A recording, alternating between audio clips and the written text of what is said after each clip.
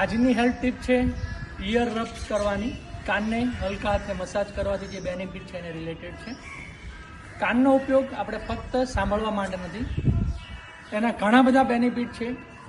ક્યારેક તમારું માથું દુખતું હલકું, બોડીમાં એનર્જી લેવલ વીક છે, લો લાગતું હોય, થાક લાગે છે, 4 થી 5 મિનિટ હલકા હાથે તમે ખાલી કાનને મસાજ કરો અલગ અલગ રીતે, બોડીમાં એનર્જી લેવલ વધશે. કોઈ પણ એજ છે, સિનિયર સિટીઝન છે જેનાથી બિલકુલ કોઈ પણ એક્સરસાઇઝ કરી શકવા માટે સક્ષમ નથી, એ લોકો ખાલી આટલું કરશે તો પણ બોડીની અંદર એનર્જી લેવલ વધશે, બ્લડ સર્ક્યુલેશન સ્ટાર્ટ થશે. બંને હાથથી કાનનું જે અપર પોર્શન છે ધીરે ધીરે રબ કરો આવી રીતે હલકા હાથે.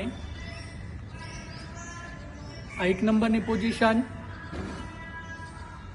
હલકા હાથે ધીરે ધીરે આવી રીતે રબ કરતા જાઓ. બીજો જે ભાગ છે આખો આ ભાગ છે એને ખેંચતા જાઓ ધીરે ધીરે હલકા હાથે.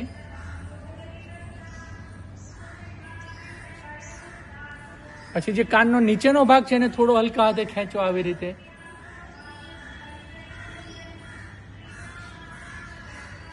બંને કાનના જે પોર્શન છે એને આવી રીતે થોડુંક દબાવવાનો છે, પ્રેસ કરવાનું છે ખેંચીને.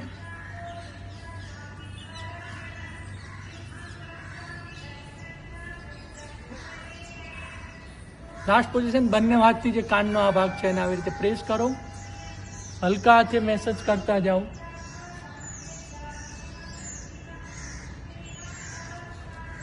કાનમાં ફિંગર નાખવાની જરૂર નથી. આ જે બંને પોઈન્ટ છે એને પ્રેસ કરીને થોડી વાર પ્રેસ કરો આવી રીતે.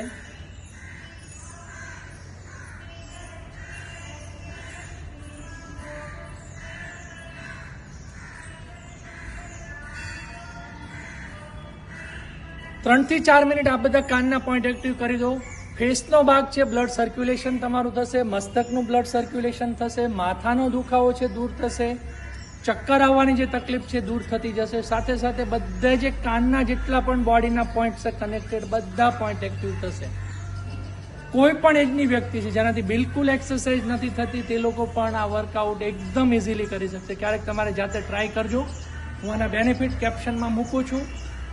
10 થી 15 દિવસ આ પ્રયોગ કરો અને તમારા જ બામાં જે ચેન્જીસ આવે છે તમારા એક્સપિરિયન્સ અમારી સાથે શેર કરજો. ઓમ નમસ્તે.